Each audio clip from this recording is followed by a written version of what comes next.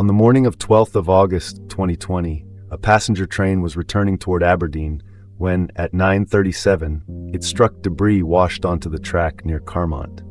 9 people were on board. 3 of them would not survive.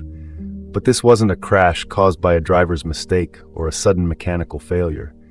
It was caused by a drainage ditch that someone built wrong.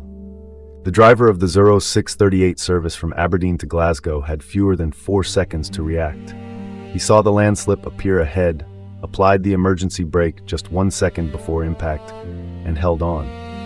The train decelerated from 73 miles per hour to a halt in 15 seconds and 240 meters.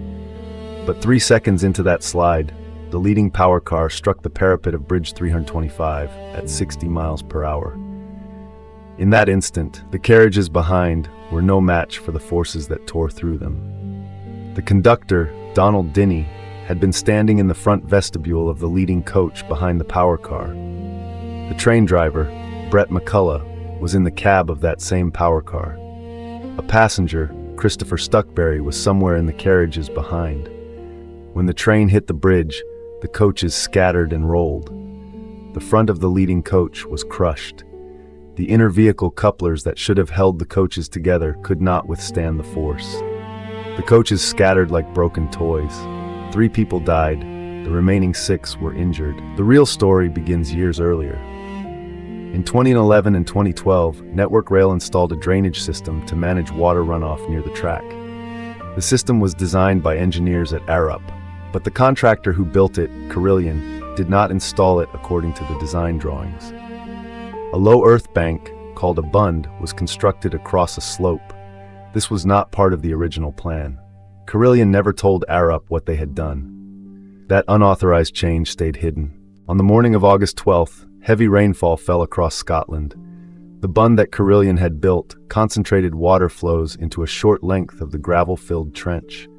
That gravel, along with stony material from the surrounding area, was washed out onto the track.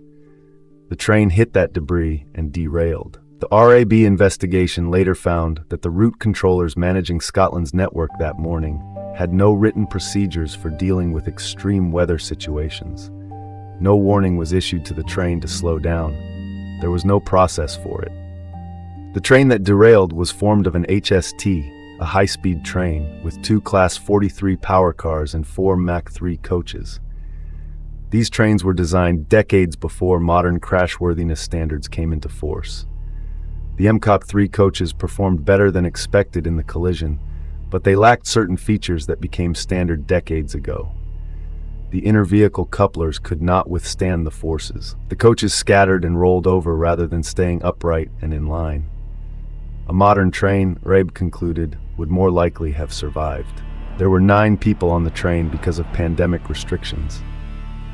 The 638 service normally carried between 25 and 30 passengers. That is up to 6 times as many. The RAIB report later stated with clear weight behind the words that the casualty toll would almost certainly have been significantly higher. 3 deaths, 6 injuries. That was the toll when the carriage was nearly empty. The same collision with a full train would have meant dozens more. The Rail Accident Investigation Branch published its final report in January 2024, more than 3 years after the crash. The investigation identified 20 safety recommendations. They called for modifications to older trains to improve protection for passengers and crew. They demanded better management of civil engineering projects, like the drainage system that failed. They required improved response procedures to extreme rainfall events, and they insisted that Network Rail understand and mitigate the additional risk that comes from operating rolling stock designed before modern standards existed. The RAB found that Network Rail's management processes had not identified or addressed weaknesses in how it responded to extreme rainfall. Despite knowing the risk from previous incidents, the organization had not implemented additional control measures. The route controllers who managed train operations that morning had not been given the information, procedures, or training they needed to handle a complex weather situation. It was not neglect that could be pinned to one person. It was systemic. 3 people died because a ditch was built wrong, because that error was never reported, and because the systems designed to manage extreme weather and protect passengers were not in place. The RAIB report is a map of how safety fails when design, construction, communication, and operational procedures all break down at once.